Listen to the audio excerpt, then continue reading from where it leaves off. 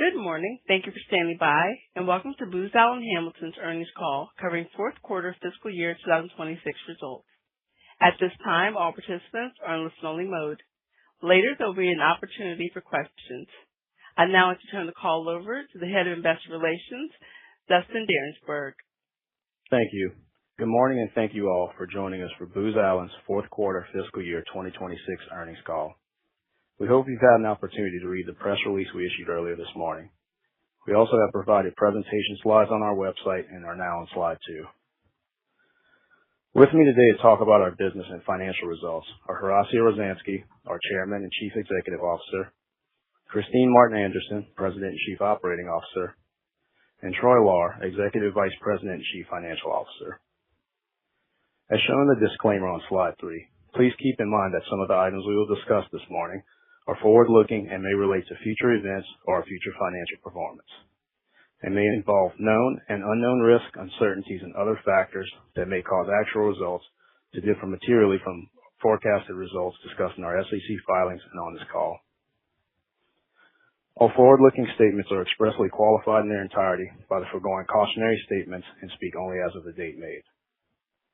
Except as required by law, we undertake no obligation to update or revise publicly any forward-looking statements, whether as a result of new information, future events, or otherwise. During today's call, we will also discuss some non-GAAP financial measures and other metrics which we believe provide useful information for investors. We include an explanation of adjustments and other reconciliations of our non-GAAP measures to the most comparable GAAP measures in our fourth quarter fiscal year 2026 earnings release and slides. Numbers presented may be rounded and, as such, may vary slightly from those in our public disclosure. It is now my pleasure to turn the call over to our Chairman and CEO, Horacio Rozanski. We are now on slide 4. Thank you, Dustin, and good morning, everyone. Thank you for joining the call. Before diving into our results, I would like to begin by acknowledging 2 leadership updates we announced last month. First, I am very pleased to have our new CFO, Troy Lahr, with us on today's call. Troy joined Booz Allen earlier this month. He brings more than 25 years of financial leadership experience across the defense industry. Most recently, Troy served as CFO of Sierra Space, a defense tech space company. And prior to that, he was CFO of Boeing's Defense, Space, and Security business. I am excited to have him on our team. Troy, welcome. And second, our Chief Operating Officer, Kristine Martin Anderson, has assumed the additional position of President. Kristine has been a growth leader at Booz Allen for over 2 decades. Today, Kristine and I work together to drive Booz Allen's strategic positioning, business direction, and performance. Naming her President recognizes the extraordinary impact and success she is having across the company. I am grateful for Kristine's leadership and look forward to continuing our partnership as we lead Booz Allen into the future. Congrats, Kristine. So today, Kristine, Troy, and I will share Booz Allen's results for fiscal year 2026 and our outlook for the year ahead. I will start by framing our performance in the context of the environment and our strategy. Kristine will then discuss our business trajectory and operational priorities, and Troy will then cover our financial results and fiscal year 2027 guidance. Let's start with our performance. Fiscal year 2026 was the most challenging year we've faced as a public company. We navigated unprecedented headwinds in our civil business, as well as significant market changes across the board. Our team responded with outstanding execution of all controllable levers, and we went pedal to the metal in our strategic transformation. Our numbers for the year reflect those efforts, as well as exceptional cost discipline. Despite declining revenue, profitability exceeded our revised expectations. What's particularly notable is that we delivered this bottom-line performance while continuing to invest for future growth. On the strategy front, the moves are simply too many to detail. Here are some examples. We drove significant growth in outcome-based opportunities and contracts. This includes a nearly 90% increase in other transaction authority or OTA proposal submissions and about a 50% increase in OTA awards compared to the prior year. We accelerated the creation of differentiated offerings and products across our cyber and defense tech vectors, including our Velox suite and our Edge Extend product lines. And we built a pipeline of opportunities based on unique partnerships, including with NVIDIA, AWS, A16Z companies, and our own Booz Allen Ventures. I am extremely proud of how our entire team performed throughout the year. Our people stayed focused on what they could control, built tech for the nation, and delivered with utmost excellence. Put simply, we are a stronger company than we were a year ago. Let me now turn to fiscal year 2027 in terms of the current environment, our outlook, and our strategy. Today's macro environment is being shaped by multiple forces. Geopolitical competition is intensifying. The global security environment is becoming more contested. And as technology advances and converges at breakneck speed, technological superiority is becoming even more central to national and economic security. For the administration and across our customers, these dynamics translate into a clear set of priorities, including defending the homeland, increasing warfighter readiness and lethality, ensuring American leadership in AI and cyber, and making government more efficient. Increasingly, achieving those priorities requires departments and agencies to buy differently, putting greater emphasis on speed, commercial solutions, and accountability for outcomes. We do expect these procurement changes to cause continued uncertainty in the near term. Why? Because change this big is difficult, even when it's necessary. But importantly, we view these changes as both overdue and as significant sources of opportunity for Booz Allen in the medium and long term. This is the market we have been preparing for. The decisive actions we took in fiscal year 2026 have made Booz Allen more agile and preserve our ability to invest in fast-growing, highly profitable aspects of our business. Thus, we enter fiscal year 2027 with both momentum and focus. Our strategic agenda can be summarized as follows. First, investing organically and inorganically to accelerate our cyber and defense tech growth vectors, with particular focus on fully monetizing our sizable intellectual property portfolio. Second, injecting AI and agentic into all we do, from our existing work to our newest opportunities to our own infrastructure. Third, accelerating the next wave of tech investments into the market, including physical AI, quantum, 6G, and AI RAN. And fourth, maximizing the value of our unique network of tech partnerships and VC investments. When I put it all together, I am incredibly optimistic about the opportunities ahead. We're moving faster. We're investing with focus. And we're building the technologies that make America safer and stronger. And with that, Christine, over to you to discuss the trajectory of our business. Thank you, Horacio. I'll begin by describing what we are seeing across our business and how that informs our outlook for the year ahead. We expect our civil and national security markets to remain bifurcated, with different near-term dynamics and different paths to growth.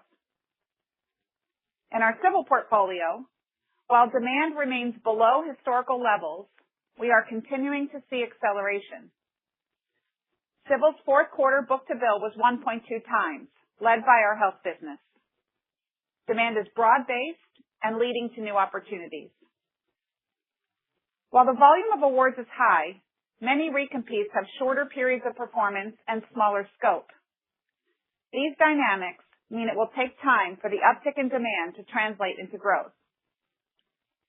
We are also facing challenging comps, particularly in the first and second quarter, due to the timing of last year's contract cuts and reductions in our work at Treasury.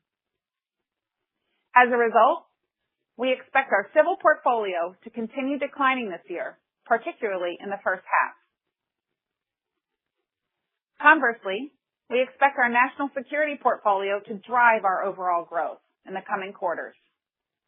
In the fourth quarter alone, we won $1.7 billion of work. We are well positioned against national security priorities, especially in cyber and defense tech. As these growth areas outperform, we also expect to see margin expansion across the portfolio. I'd like to take a few moments to specifically describe how we are leaning forward to accelerate growth in cyber. You may remember that we first talked about the intersection of cyber and AI at our investor event in 2023. Today, demand for AI-enabled cyber solutions is increasing and will be a major driver in fiscal year 2027 and beyond. Booz Allen is already a significant player across the entire cyber landscape. We support the most important cyber missions in national security and help defend federal agencies from cyber attacks.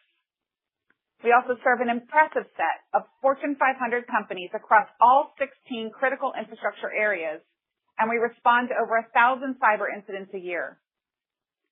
But we are not stopping there. As AI-driven cyber attacks grow in speed and scale, we are fusing our deep AI expertise into our cyber offerings and accelerating their path to market. Here are a few examples. We emulated the advanced adversary by using agentic AI to automate the cyber kill chain. This helped us better understand the threat and build next-generation defensive solutions to defeat it. We are using AI to strengthen our zero-trust capabilities, which help to contain the adversary's movement when compromise does occur. We are fast-tracking the development of our Velox suite of agentic cyber products for both federal and commercial customers. And within commercial, our recently announced acquisition of Defy Security strengthens our ability to scale cyber product sales and expands our reach across the market. We are bringing our decades of cyber expertise, our AI prowess, and our investment capacity to drive substantial growth and transformation in this new era of agentic cyber. Stepping back, cyber is just one area of opportunity ahead of us in national security. Here are two additional examples across the broader portfolio.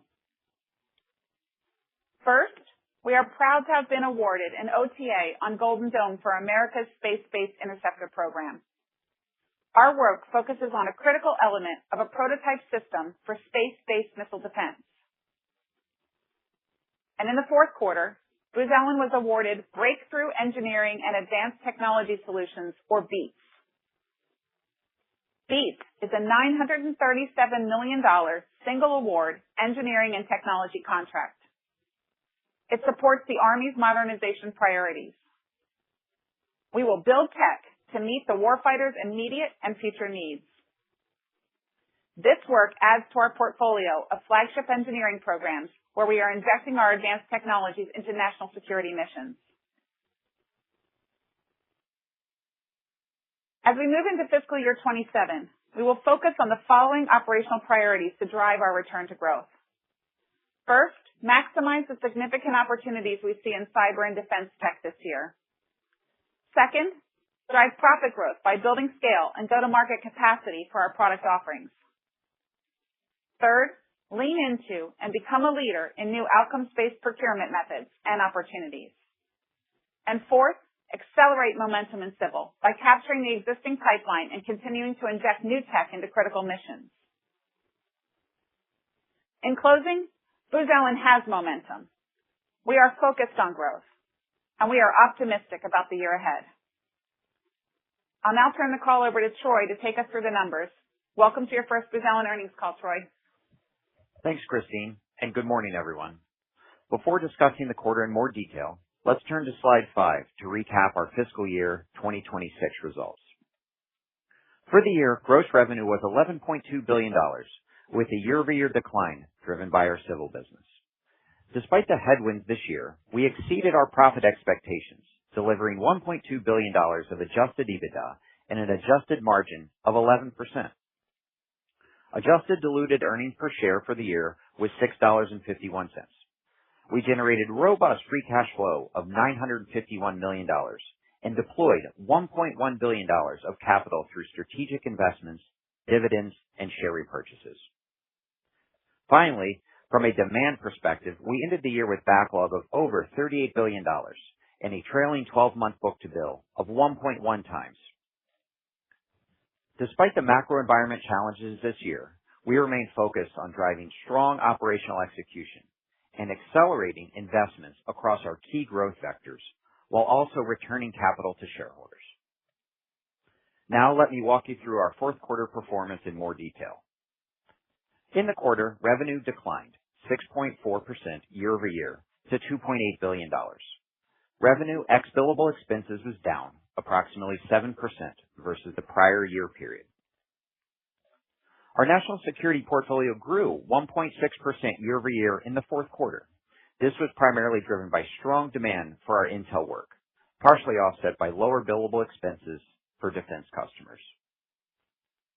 As expected, our civil business declined 23% year over year, driven by comp headwinds from the PTEMS contract roll-off and run rate reductions on other contracts.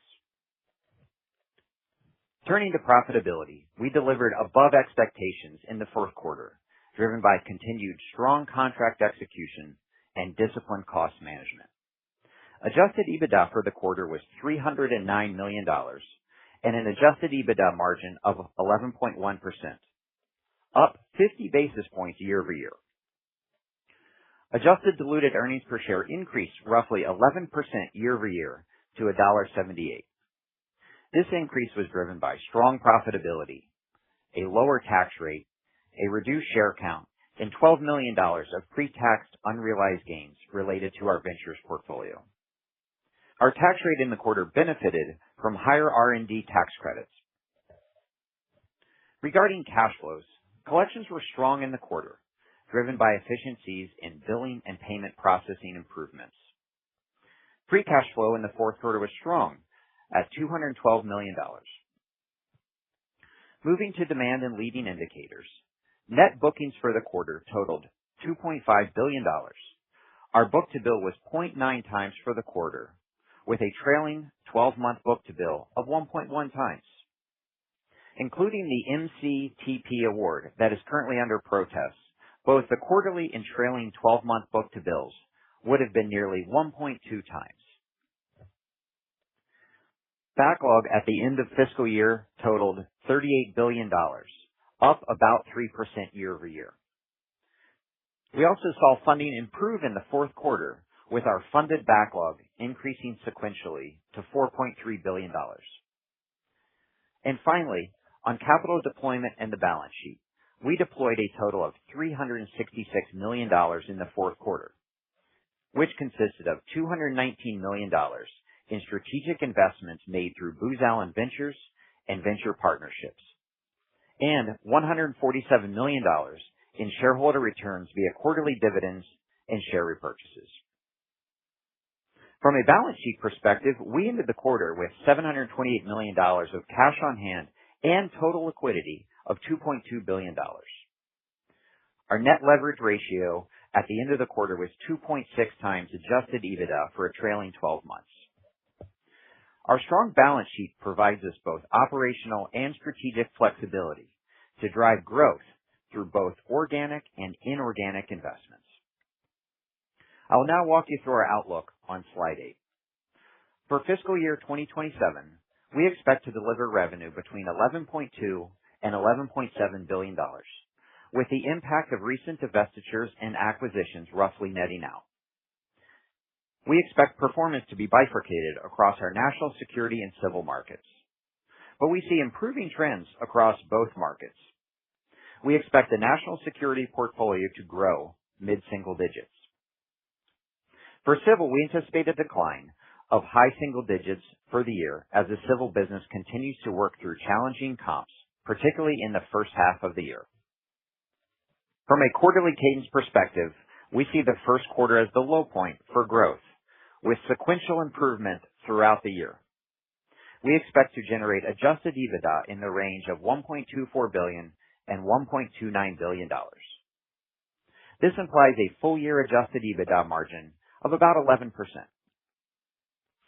We expect adjusted EPS to be in the range of $6 to $6.35. Our ADAPS guidance does not assume any impact from strategic venture investments. For comparison purposes, we had unrealized gains on these investments of 11 cents per share to ADAPS in fiscal year 2026.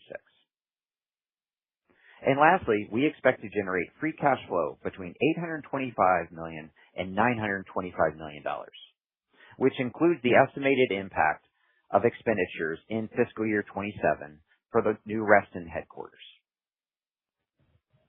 This range does not include the previously disclosed $170 million IRS refund, which we now anticipate to receive in fiscal year 2028. In closing, it's a privilege to be a part of a company that is building technology for the nation's most important missions. I look forward to working alongside Horacio and Christine as we continue to drive growth through building differentiated products and technology solutions, as well as generate significant value for our shareholders. With that, operator, let's open the line for questions. Thank you. If you'd like to ask a question, please press star 11. If your question has been answered and you'd like to remove yourself from the queue, please press star 11 again. Our first question comes from Gavin Parsons with UBS. Your line is open. Thank you. Good morning. Good morning, Gavin. Troy, congrats on the new role. Thanks, Gavin. Two questions. Horacio, first, I appreciate the update on outcome-based solutions. If you could update us on your transition to drive revenue growth independent of headcount, that'd be great. And second, how should we think about the relationship of funding awards to revenue, given the funded backlog was down last year? Thank you. Sure. Let me try and frame the conversation as follows. First of all, obviously last year was extremely challenging, but I'm really proud of the execution and the acceleration against our strategy, which sets us up for the conversion that you're talking about. And I feel like we're entering FY27 with focus and with momentum in what's still a market that will experience volatility and some choppiness as some of the changes that are necessary and important, like the procurement changes, begin to take hold, and we'll continue to see that. And so our expectations and our guide are tempered by all of that. I would think about this the following way. Over time, not all in FY27, but over time, we expect to see productivity gains from some of the work that we've done, for example, around delayering, agentifying our business, both on the infrastructure, but importantly, in the way we prosecute the market, the move to outcome-based and fixed price, and the monetization of our IP. And so that is what's going to diverge the curves between headcount growth and revenue growth. And as I've said, I would expect that over time, you will see higher profit growth and revenue growth and higher revenue growth and headcount growth. FY27 has some unique dynamics because, even the headcount conversation typically was a conversation where headcount grew evenly during the year, every year, and so you could take points in time. The average headcount to average headcount fiscal year to fiscal year, that math is much more complicated given the year we had last year. But what we're seeing the pickup is in the areas that Christine talked about, that I talked about. In both cyber and defense tech, our businesses are moving faster towards fixed price, towards outcome-based, towards productizing many of our offerings. And in those cases, what you see is, again, customers, when they pay for an outcome, give us a lot more flexibility in terms of how we bring technology and structure technology inside a program. And so that's where you begin to see this divergence. And as I mentioned in the prepared remarks, for example, on the OTA front, we've seen a 50% increase in wins year over year, but a 90% increase in the pipeline, which means that trend is accelerating. And so, we're optimistic about what we're seeing, and we believe we're well positioned to deliver more value to the government and to capture more profitability out of that.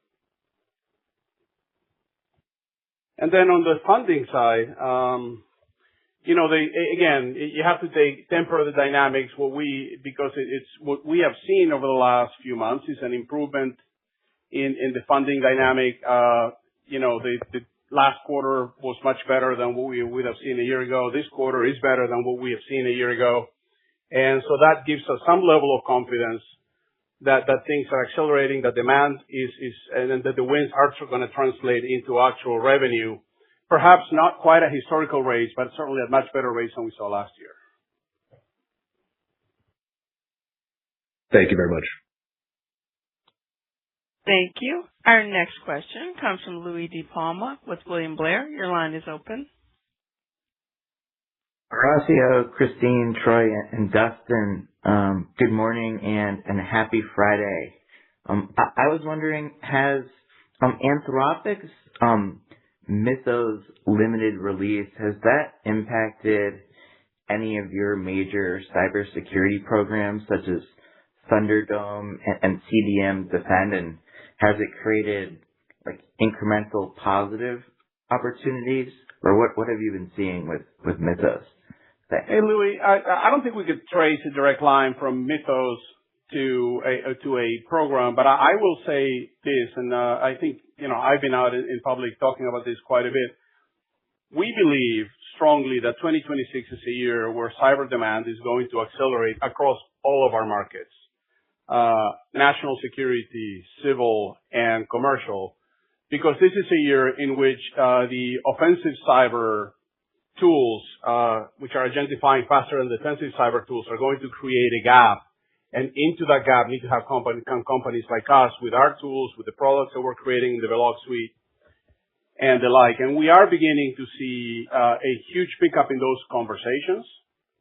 And that's why we are so optimistic, and that's why we're investing in our cyber business right now. We took the decision of taking what was going to be a release over the next 18 months of 4 different aspects of our Velocity Suite and to try and compress it all into the first half of this year, because the demand is now, and so things that were not going to be out in the market for another year and a half are in beta with some customers already. Every conversation that we have, may begin with Mythos, but doesn't end with Mythos. I would point you, and I know, I'm sure you've already seen it, but if you go to our website and you look at Velocity Striker and you see what we've done in terms of mimicking what an agentic attack tool is for automated red teaming, and to be able to train the agentic defense, it'll give you a sense for how much cyber is changing and how much opportunity that creates for us. Louis, I would also add that this new agentic AI era is really pushing forward the need for zero trust. Zero trust is critical for defense against any kind of attack, and so we're getting the impact there as well. Great. And on this topic of zero trust, you recently announced, or the Department of War recently announced that you were awarded an OTA for the space-based interceptor. Are you allowed to elaborate on the potential role that you may play with Golden Dome and the space-based interceptor, and is it cyber related? Unfortunately, we are not allowed to talk about our role, Louis. I will say this. We are very proud to be one of the few companies to have to be able to participate in this program, to have won a seat in this program, and we are definitely bringing our A game, cyber, AI, and everything we do. Well, thanks, everyone. Thank you. Thank you. Our next question comes from Gautam Khanna with TD Securities. Your line is open. Yeah, I just wanted to ask you to elaborate on the procurement environment and just the pace of contract adjudications broadly across the end markets. And then maybe if you could just address one of the concerns many have asked us about, which is reputational, issues that came up last year with the IRS and what have you. Just if there's been any impact that's prevented you guys from pursuing bids in specific agencies or disadvantaged Booz? Just if you could clear that up for us. Thank you. Sure. Thank you. We have definitely seen an improvement in both the funding environment and the pace of awards. We do expect that funding can be choppy, but since January, I would say it has been markedly better than it had been pre-shutdown. And also for awards, that's also true. Starting to move at pace again. We are also seeing the pace of new procurement picking up quite a bit. I think you might remember that especially in civil, there were several months where there was almost nothing happening. It's quite busy now in terms of bidding. So the award environment it's strong. Demand is picking up across the entire business. Yeah, on the reputational front, what I would say is we are in close contact with all of our customers. We're having very productive conversations. I think we are letting our work speak for itself, and as we deliver things that are highly valuable, that work, I think that's ultimately the best calling card for us. I believe we've made significant progress, and even at Treasury, where we already disclosed the expected impact, we are looking for opportunities to turn the page. Gautam, I would also add, when you look at our guidance, you see the national security business growing mid-single digits. So we're feeling good about the outlook. We're adding value to customers. So don't see that there's a reputational issue there. You see it that Christine talked about in the backlog and on the book-to-bill. So we're comfortable with where we stand. And just as a follow-up, would you mind letting us know about any key recompetes that come up? Are there any individually significant recompetes in the forecast period? What percentage of sales is up for rebid this year? Thank you. Thanks. The proportion of our business that's recompetes every year is pretty steady, and this year is no different. The profile is really the same as prior years. They are spread throughout the fiscal year. We've already won some important ones in Q1, and we have more coming. Our recompete win rate is remaining very high, consistent with the past. So the only dynamic I would call out is that in civil in particular, the recompetes are coming out smaller and shorter duration than the contract that they are replacing, and so that does put a little bit of pressure. But overall, recompetes look pretty much the same as they have in the past. Nothing specific. Thank you. Thank you. Our next question comes from John Godden with Citi. Your line is open. Hey, guys. Thanks for taking my question. I wanted to follow up on the revenue guidance. First of all, just 0 to 4%, that range, kind of a very normal range. But if you don't mind discussing what gets us kind of to the high end versus the low end, I just want to kind of imagine those scenarios alongside you. Yeah. Thanks, John. I can go ahead and take that. I would just generally say we're seeing strong execution across the company. Profitability is also strong while we're investing in some of these transformational efforts. We do see the guidance bounded by what we see today. I would say it doesn't include edge cases. We're not counting on a $1.5 trillion budget, but we are seeing an award environment really start to pick up. We're seeing strength in the national security business. Civil is also gaining momentum, but the first half is facing some tough comps, but we think that civil will grow into the second half of the year. Really just seeing sequential improvements in the growth rate in the second half of the year for civil. So overall, again, it's bounded by what we see in the marketplace today, but overall we're confident in the business and the execution. Yeah, John, the only thing I would add to that is the recognition that this is still an environment that is fluid. This is an election year, and so, we've seen in election years that the second half of our the next government fiscal year, the budget dynamics can take multiple paths from early CRs to early budgets to things getting delayed, and we've seen all of it, and we have tried, as Troy said, to incorporate I would say sort of the more likely cases into the way we build our guidance, but we can't incorporate every case of the tails. Okay, that's helpful. You guys provided some very useful color on the shape of the year. I wanted to just kind of drill into that, or hopefully you could elaborate a little bit. It starts out negative, ends positive. It's a very dynamic year. Negative can mean a lot of different things, and I just wanted to kind of re-ask the question on shape of the year. And if the upcoming quarter is going to look similar to 4Q, that's very different than if it's sort of slightly negative. So if there's any additional color you guys can provide on the shape of the year and just thinking through how we get to the full year revenue guidance, I think that would just be helpful in setting expectations. Thanks. Yeah, thanks, John. I appreciate the follow-up and the request for kind of more detail on the quarter. I would say when I look at it, it is first half is going to be more challenged in the civil business, but gaining momentum throughout the year. Look, it's a choppy environment, and so I think we'll see variations quarter to quarter, but directionally we see things improving in the second half of the year. I don't want to sit there and bound and provide guidance quarter by quarter. But I think when you take the full year guidance, you can see that the first half, especially at civil, is going to be challenged, but gaining momentum and improving. But that's kind of how we see first half versus second half. And then the strong demand for national security should be pretty favorable throughout the year, probably picking up more in the second half of the year. Okay, guys. Thanks a lot. Thanks, John. Thank you. Our next question comes from Mariana Perez Mora with Bank of America. Your line is open. Hey, good morning. This is Alex Preston on for Mariana. Thanks for taking the question.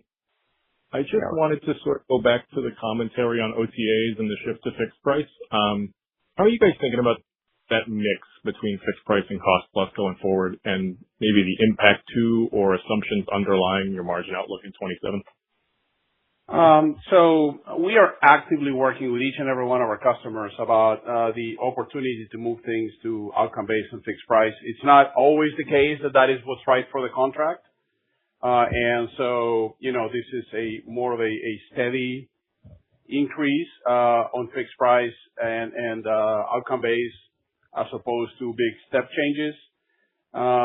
What we have come to realize is that given the level of activity that procurement shops generally have to deal with overall, they're more likely to entertain that conversation at a contract conversion point, at a time of awarding an option year and the like. And so, but everything that we see suggests that we are going to see a steady move. Again, if you look at the last year to this year, part of the dynamic is that some of the contracts that were reduced in civil were fixed price contracts, and so that mix didn't experience the dynamic as we expected. But if you could separate that in our national security portfolio, which is, as you know, where the vast majority of our cost plus work resides, that is a steady move towards fixed price and outcome based, and certainly the recent EO and upcoming guidance from OMB is going to push our customers in that direction.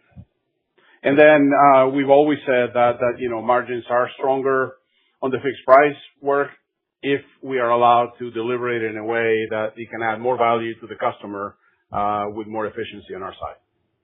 And Alex, I can just give you a little more color on the margins as we see it for fiscal year 27. I think the cost control efforts are taking hold. We're also seeing strong execution on the business, and we're capturing healthy award fees.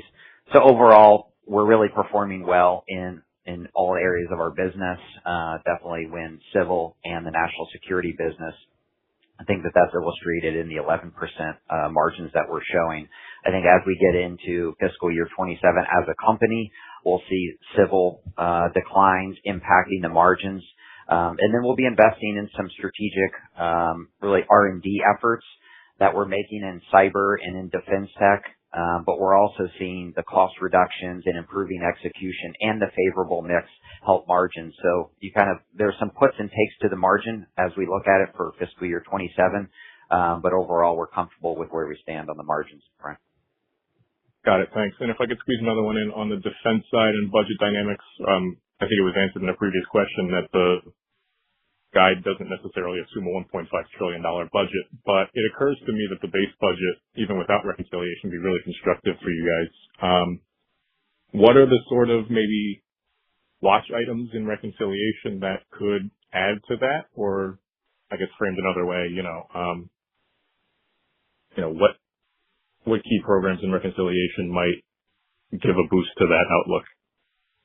As you know, most of our work does not sit at the line items in the budget. So it's really the overall, what drives most of our demand signal and the funding and the ramp up is more driven by how the certainty our customers feel about having the money there later in the year to perform the work. And so obviously anything that happens with reconciliation that moves the conversation in that direction is positive for us. We're doing a fair amount of work on our defense tech portfolio, for example, a fair amount of work on C2 at the edge that we expect is going to see significant demand. Our work on autonomy, our partnerships with drone companies, our investment in some of the drone companies and technologies put us in what I believe is a really good position as the department ramps up those efforts.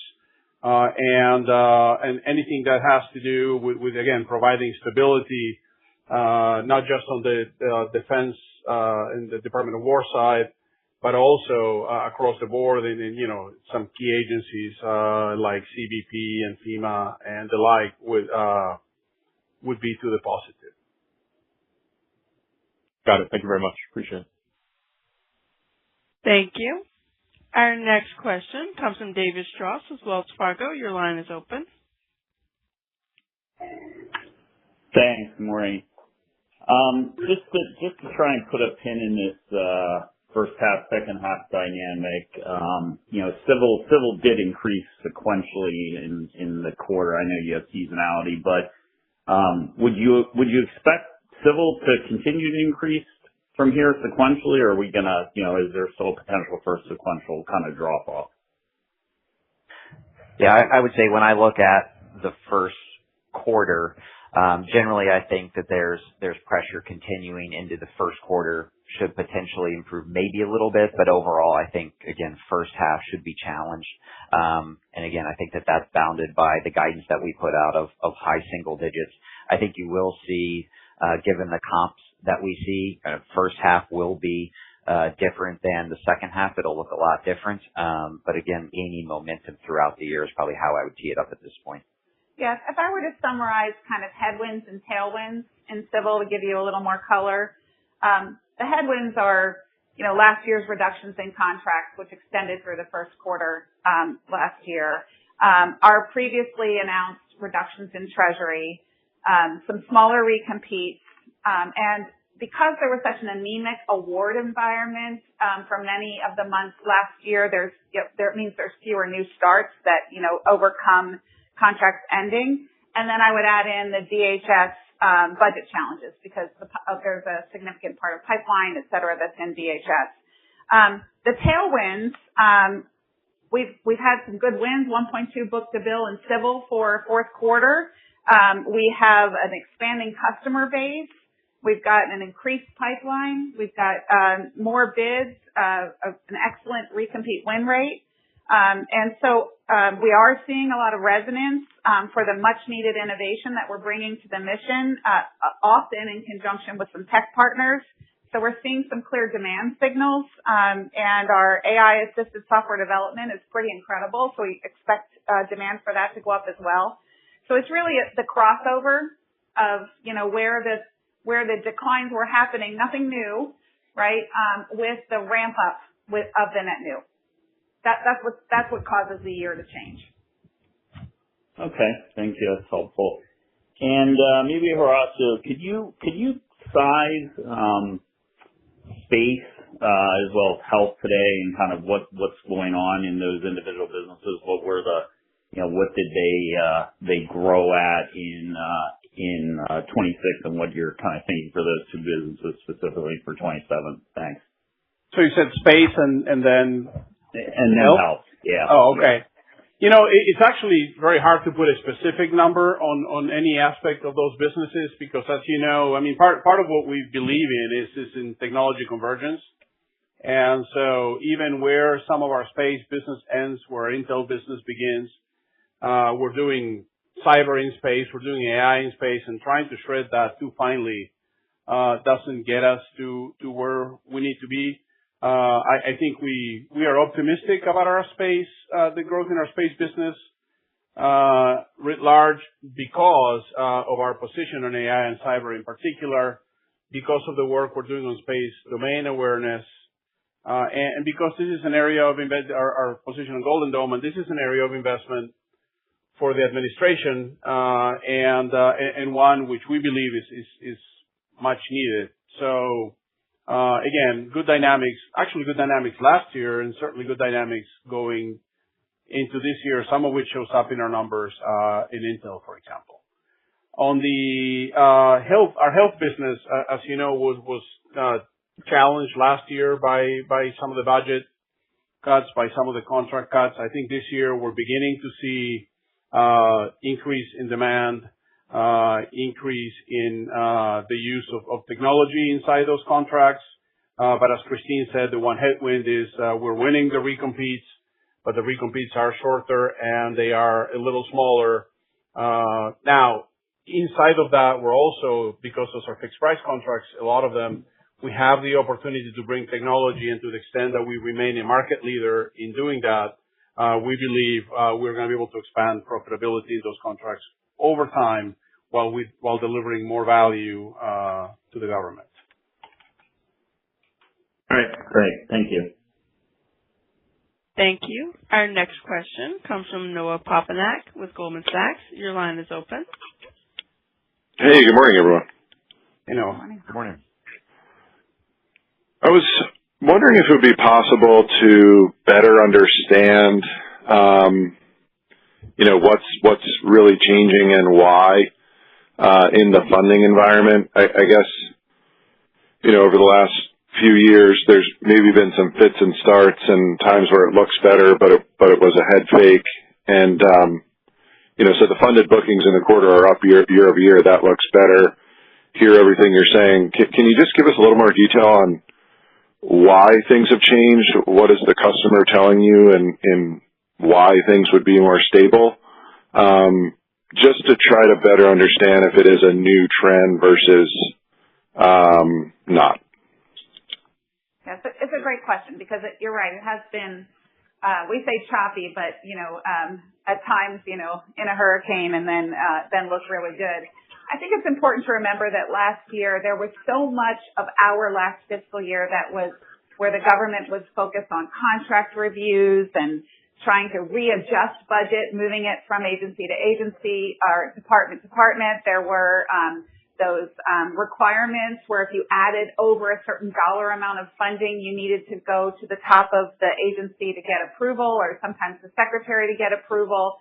And all of that really did slow down funding. I think as the new administration was aligning the spend to their priorities, after the shutdown, then we saw that go back not to the levels that we saw in 25, but we saw it go back to a more normalized environment.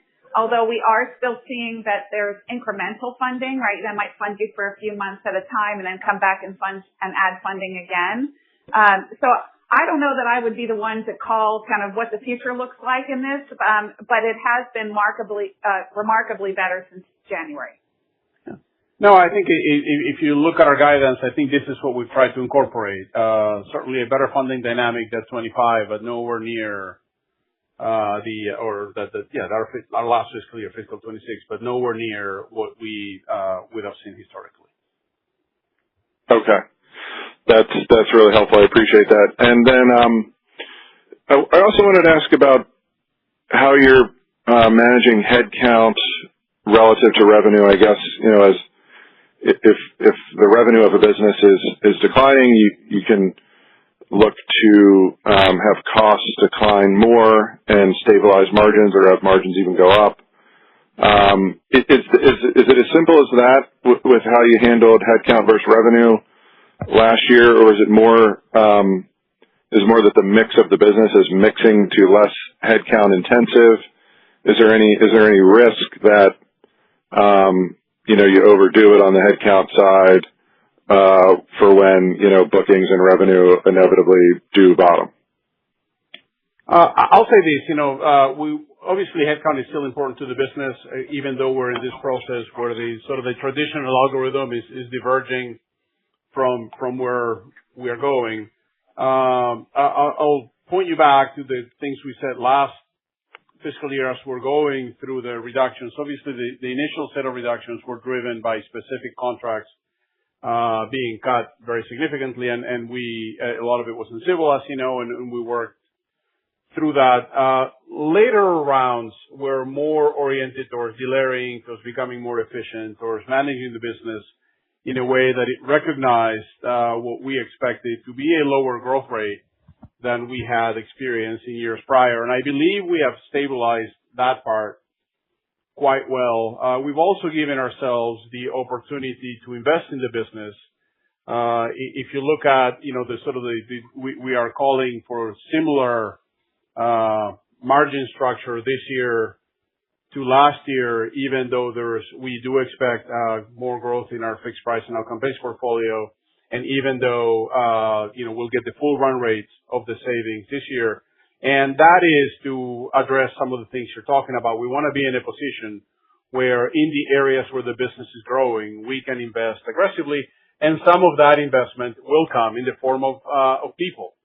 And in the other areas of the business where we don't see the growth, or perhaps we see some challenges, we will manage those the right way. And that's why it's so hard in a year like this one to predict precisely, like Christine was saying, where will each line cross in which month and how it will. But I think the overall trend line is towards, trying to get civil stabilized and return to growth over time, and accelerating and maximizing the opportunities we see in national security, especially in defense tech, especially in cyber, and even in space.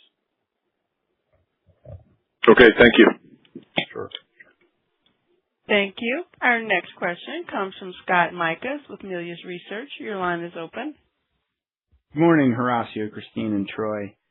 Your cash balance is equal to about 8% of your market cap, and your stock's trading at a multiple well below its historical norm.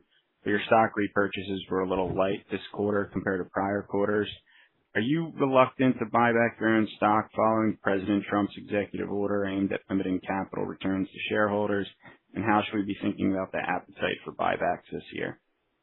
Yeah, thanks for the question, Scott. I would say we maintain a capital deployment strategy that supports growth and drives shareholder returns. Our first priority is obviously paying the dividend. We also have a very disciplined and strategic view of inorganic investments, especially around the areas that Christine and Horacio talked about around cyber, defense tech. But you're also still seeing us, we will keep doing share repurchase. You see that in the share guide. So I think we have a very healthy balance sheet that you talked about. We have a lot of financial flexibility. The cash engine of the company remains strong given the solid execution that we have, the strong growth in the national security business. So that gives us a lot of flexibility and optionality, but we can do, invest in the business and then also still, looking to return, cash to shareholders. Okay. And then you also did cost reductions during the year, and I think the cost takeout target was $150 million on an annualized basis.